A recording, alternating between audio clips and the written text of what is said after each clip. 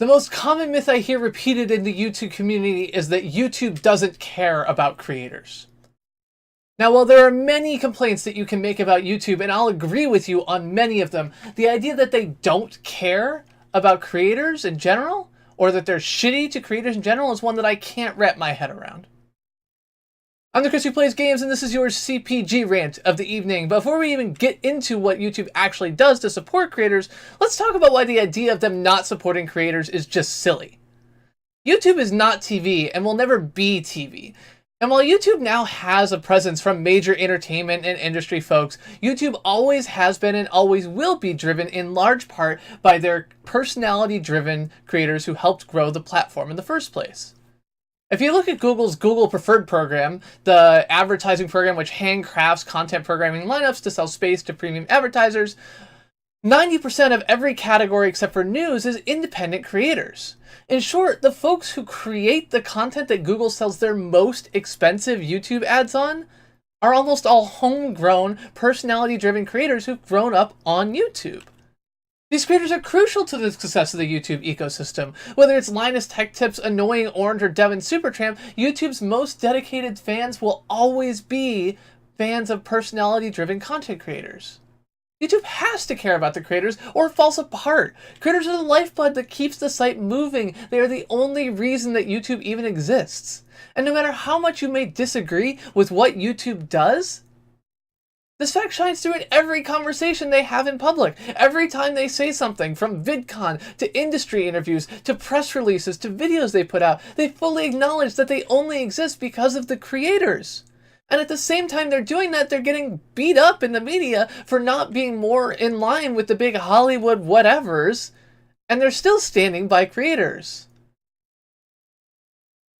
The next thing creators say will always be like, well, YouTube never shows it. They never show that they care about creators. To which I also say, that's bullshit. YouTube invests heavily in trying to help creators learn how to make better content on the platform. The Creator Academy has produced more than 60 videos in the past year alone, which have been watched millions of times. Producing more than one public video per week on average, YouTube has provided tips on everything from how to run your YouTube channel as a business, to interviews on starting educational channels, or tips on how to choose content for your channel and set up a programming strategy.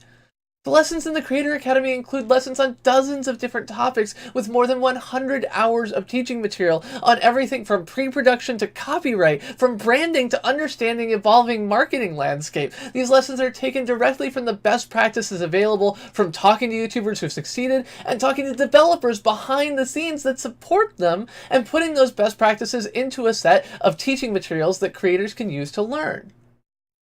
Do you think YouTube invests time in these things for its own videos? For the creators. YouTube also has more than 100 creator events every year, open to creators of all sizes around the world. Whether it's pop-up spaces in Stockholm, creator days in Austin, building new spaces with ongoing career events in Rio, YouTube invests heavily in making access to its worldwide network of creators more broadly available. And these events, which range from teaching courses to networking events at every level of content creation, regional events that often feature major creators in the region, offering perspectives that you can't get anywhere else. These events are designed to provide opportunities to creators of all sizes to learn from those that have been there. YouTube also offers access to its spaces, professional production facilities in 10 cities worldwide. These production facilities, available to anyone with more than 10,000 subscribers, offers creators access to stages that would otherwise cost thousands of dollars per day to rent for free. Not only is the stage free, but the gear is free, the post-production facilities are free, and the classes to use the equipment are free. Having recently been to the YouTube space in LA, I was hugely impressed by how massive it was. With more than a dozen sound stages ranging from hundreds of square feet to thousands, the facility is contained in a space that was previously used as a hangar for building helicopters. The space included a half dozen different edit booths with massive edit boards, and when we walked by we saw an ongoing edit using 16 different cameras across multiple stages, with everything from a Foley room to a screening room, and gear ranging from an audio recorder to a $100,000 red branded camera available to use for free. The space was absolutely incredible. These state-of-the-art production facilities cost millions of dollars to build and maintain, and YouTube gives access away for free. And not just for the biggest creators out there, for people with 10,000 subscribers, to tens of thousands or hundreds of thousands of channels.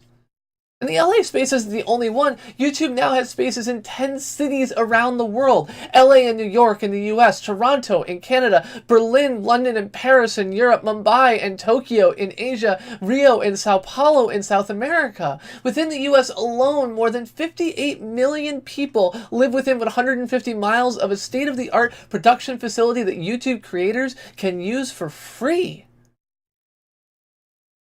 YouTube cares deeply about creator success on the platform. They work hard on features that help solve real creator needs, as we saw the concerns about advertising revenue generation across the platform late last year. We rolled out Super Chat and sponsorships, helping creators earn millions of dollars that would not otherwise have been possible via direct fan support. At a broader level, YouTube invests in platform features like comment moderation that help creators grow their communities by improving the comment quality. Features like the community tab to help creators engage and retain their viewership and audience on the platform. YouTube cares about providing information and access to YouTube creators. Since 2016, every monetizing creator has access to creator support, providing email support for a wide array of creator-facing questions, something that was not available to most creators before that. YouTube cares about helping creators succeed, offering remote channel consultations for creators with more than 10,000 subscribers and in-person channel consultations at spaces for creators with more than 100,000 subscribers, white glove partner support for all creators with more than 100,000 subscribers, and direct partner managers for thousands of larger creators around the world, giving these folks a person they can email and ask questions to.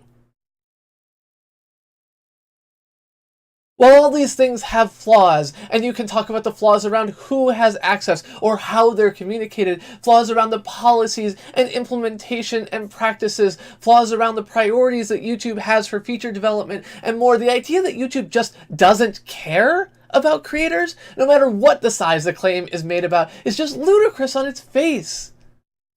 Creators are the lifeblood of YouTube. Without creators, YouTube is nothing, and they know it.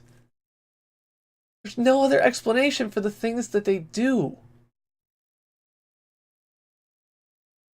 I'm Lucas, who plays games. This is your CPG rant of the evening.